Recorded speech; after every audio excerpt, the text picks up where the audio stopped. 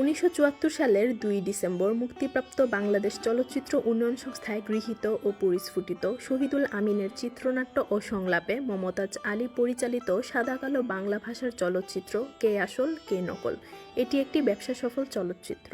Nisar enterprise লিমিটেডের পরিবেশনায় 35 millimetre ফরম্যাটে নির্মিত কে আসল কে নকল চলচ্চিত্রে অভিনয় করেছেন ওয়াসিম, কবিতা, Mustafa, answer, Sultana, Jasim, Mahbub, মিনুর Rahman, Majnu, Chandni, M A Khalek, Rahima, Fariduddin, Ayesha Akter, Shahidul আমিন, তেজেন চক্রবর্তী সহ আরও অনেকে। কে আসল কে নকলে শিল্প নির্দেশনায় হাসান আলী, নৃত্য পরিচালনায় জি এ মান্নান, রূপসজ্জায় শহীদ আলী, ফাইটিং পরিচালনায় জেমস গ্রুপ সহ আরও নেপথ্য শিল্পীবৃন্দ।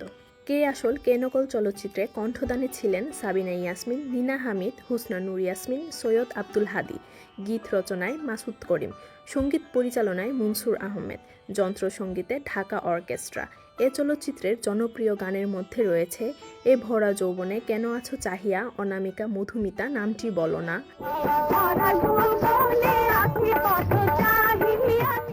ও আসল নকল ভেবে দূরে থেকো না অন্যতম।